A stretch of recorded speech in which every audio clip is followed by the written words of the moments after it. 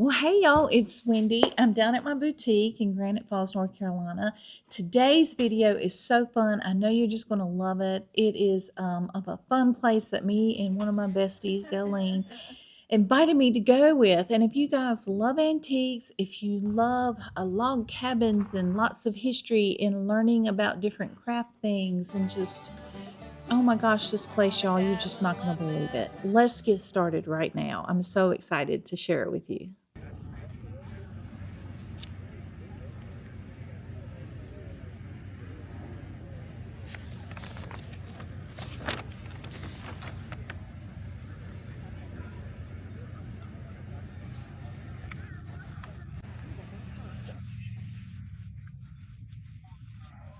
This was created by Dr. Bob Hart. He was a family doctor that was from Hickory, North Carolina. Later in his life, he bought some land out in Vale, North Carolina. At first, it was a nature preserve for several years, and then one of his patients said, "Hey, I got a log cabin. It would look so cute next to the pond on your nature preserve." And that sparked it, y'all. So cool, right?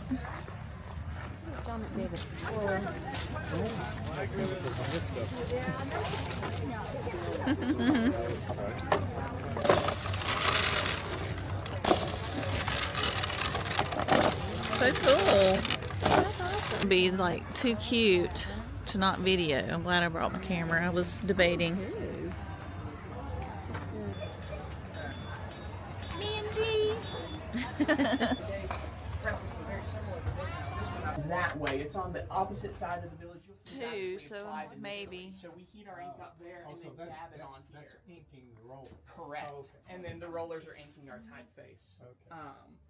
We used to have a second. Out of that one cabin, a passion, or maybe it was an obsession if you asked Bob's wife, came 103 different cabin log structures. It became his legacy, his family's legacy, and now is a nonprofit organization, all dedicated to the preservation of these cabins, all coming from the Catawba Valley area. It's within a 60-mile radius that all of these cabins once were, and Bob took it upon himself to preserve each one. He took them down and rebuilt every one of them. Such a cool building. They set it up as a tavern. Very cool. Thank you. I love yours. Cute. Yes.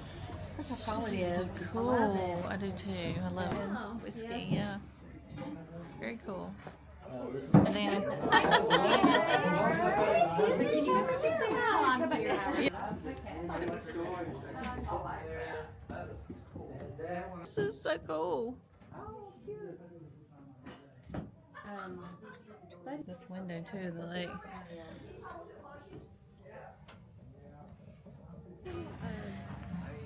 Oh my gosh, this is so cool. Yeah. Relatively decent temperatures, but here in North Carolina in July, as I'm sure you're all aware,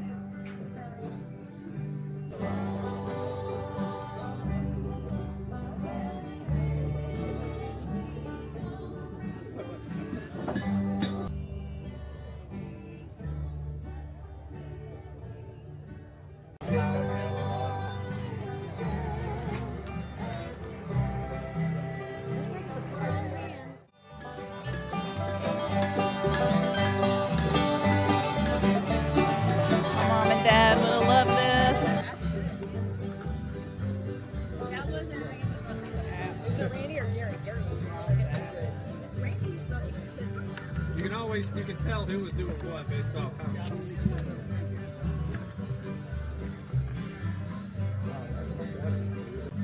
I'm down with the numbers, but when you started, so that keeps it level all the way. Then he came back, he used cheap people think that.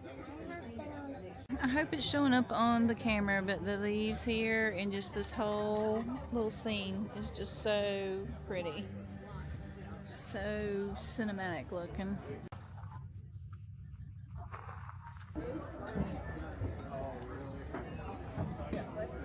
It's a big one.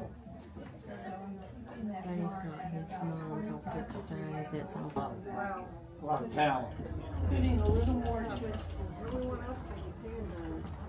Look at that one. It slides up to the side of the bed. Oh, that's cool. So it won't fall on the floor.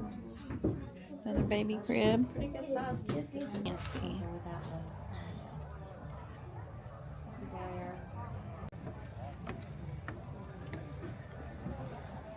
Stagecoach stop.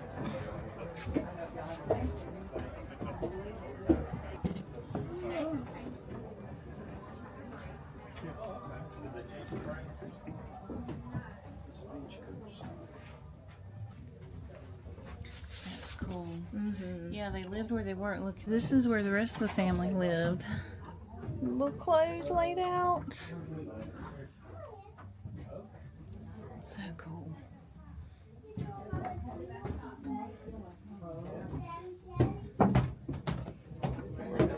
So cute. No, you come around. You don't. I didn't do a good play. I know, look how adorable. If y'all have any questions, feel free. That's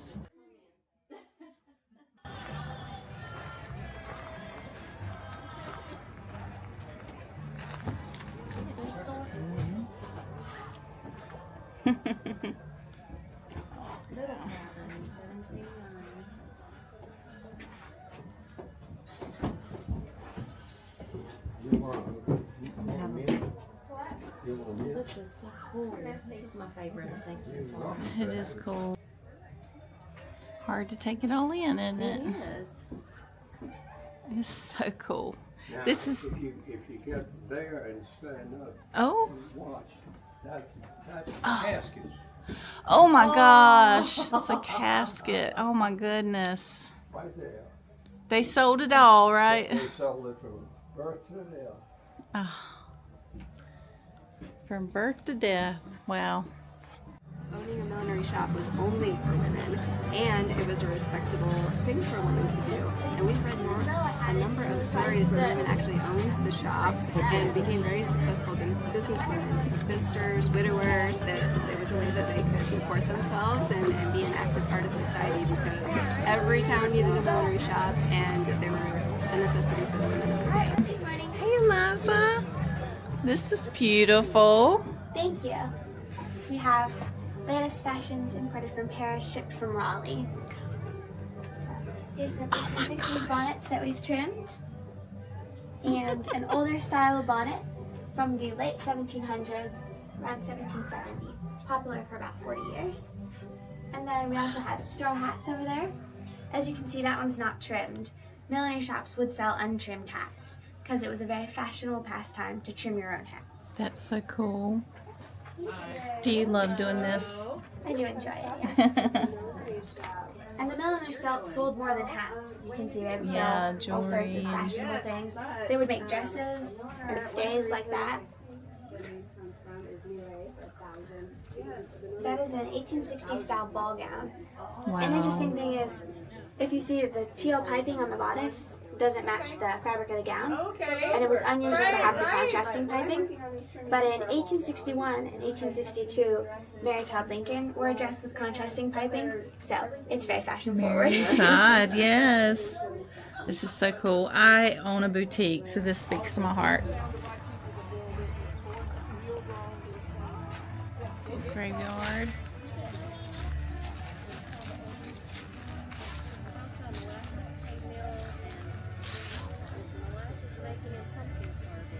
Ooh.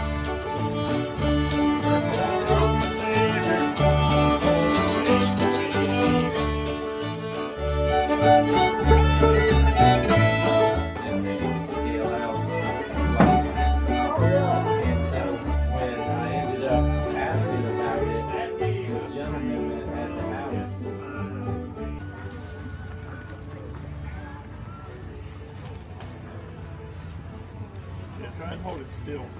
Dyeing yarn. If you're a knitter or a weaver, those are for sale. They have tags on them.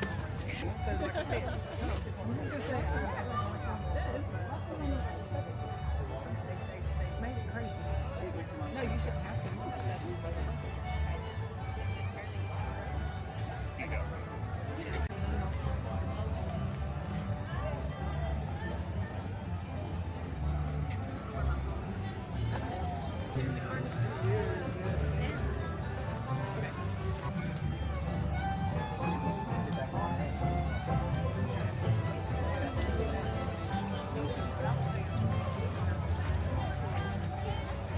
Love this sign. Love it. So Deling's son owns his own gun store. He has a conceal and carry class as well as a gunsmith on site. And this was very interesting because we know she's going to have to bring him back to see this. He's going to love it.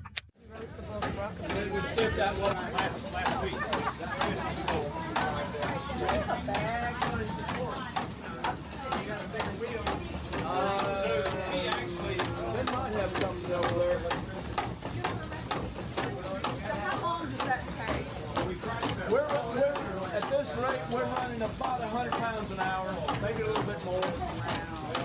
Biggest dough bowl ever. Yeah.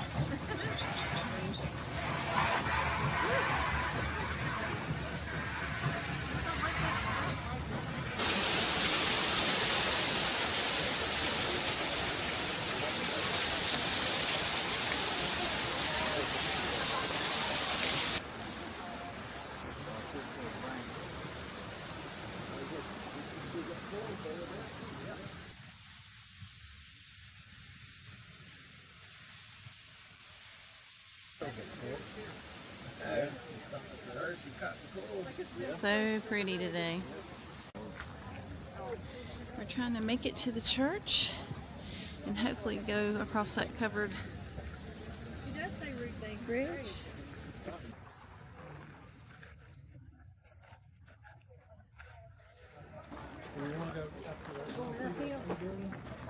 So cool.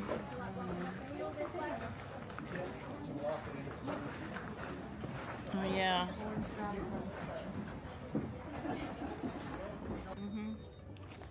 It'll be alright. Alright. Timer's on 10 seconds. 10, 9.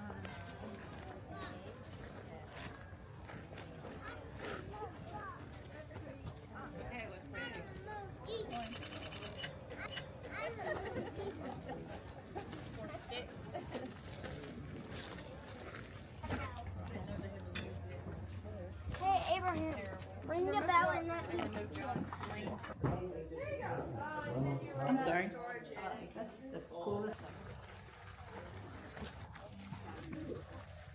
I have to get your dress. It's beautiful. Air flow just coming through. Look at this little back porch. How cool.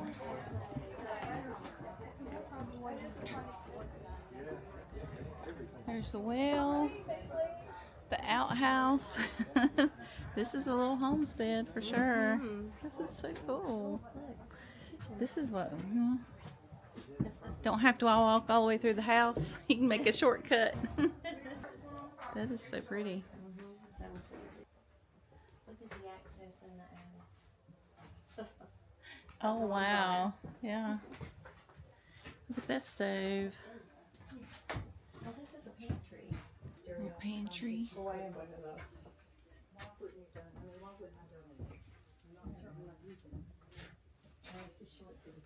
So cool.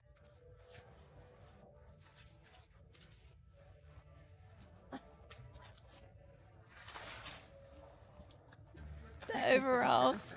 They've been around a while, haven't Look at that coach. Looks like it. There's several little. Cool. Very cool.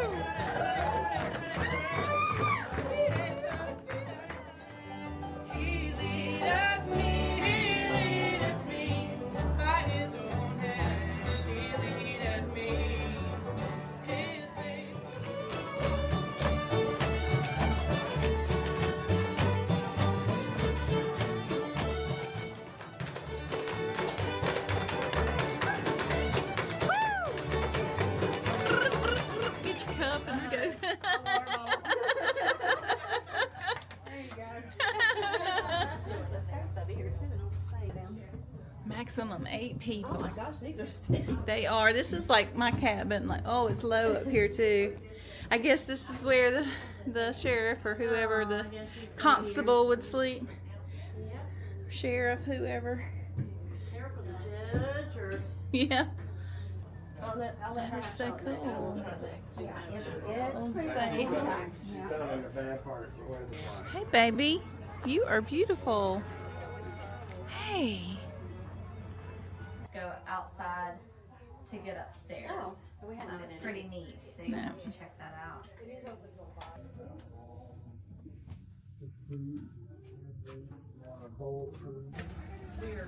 This is the Dietz house.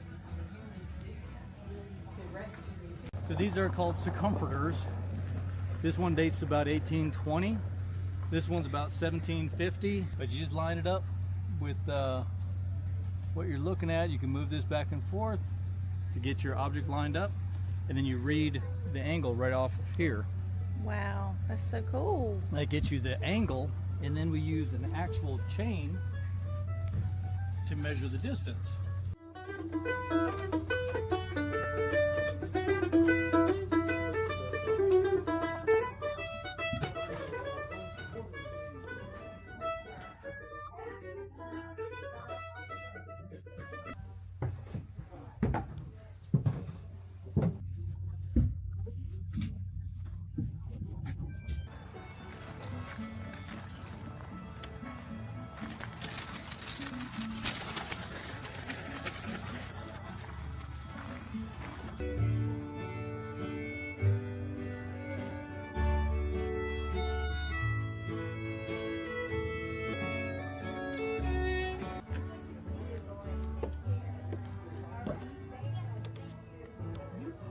Look at that little swing. Oh, that's adorable.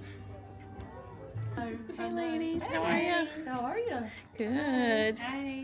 Thank y'all for volunteering. This has been so nice. It's fun. Fan on each side, and you put holes in it, so you put a nail in it, you roll it up on the frame. This is actually how it works. There's a pattern. Okay. Okay. So you take your box and you put the pattern in it. Okay. The box back together around it. And then what we do is you pack sand in the top. So you pack it in. Some clay in it to be able to hold the moisture. But it's got to also allow the heat, because the aluminum is somewhere between 12 and 1300 degrees when you pour it down in there. But so just to give you an idea, then when I take it back apart, Oh, awesome. it's got the exact copy. Okay, and then what I would do down through the sand, okay, in order to pour down in it, and it's meant to hit that piece right there. So then it would flow into the pieces. That is so cool. Okay, so it makes an exact copy, and then before you pour it, you would take this piece out, and I would have Okay. had the other half Yeah. packed in too. So it makes the mold, and then when you pour it in, so there's one of them that they've opened. So this side obviously didn't work real well, but that one did pretty good. Storm just came up. It's crazy. A little bit of wind gust.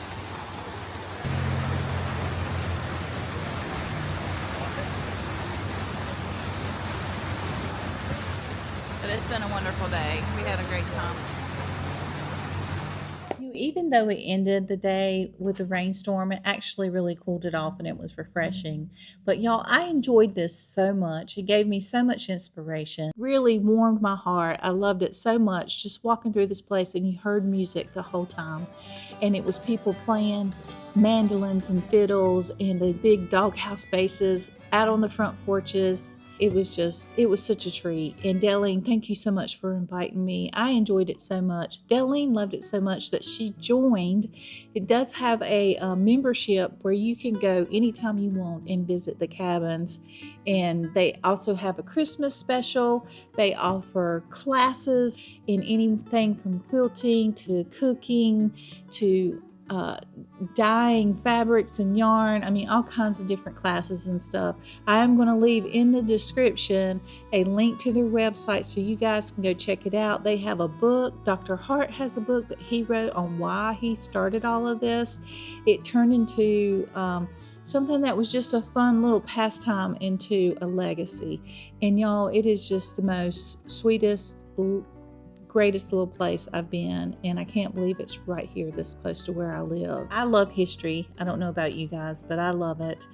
And you know, this place, it is preserving history. It's allowing our kids to know about the way where they came from, where I came from, how things used to be made. It just fascinates me. I don't know about y'all, but it fascinates me. I love it because sometimes I think the way the old things were done is better. But anyway, if you guys enjoyed this video, if you want to see more of this kind of content, please give me a thumbs up and subscribe. I appreciate you watching. Check out Hart Square Village. It is really cool. And there's lots of other videos out there. Just search for Hart Square Village. There's lots of them. The Appalachian channel has got several videos more in depth behind the scenes if you guys want to check that out.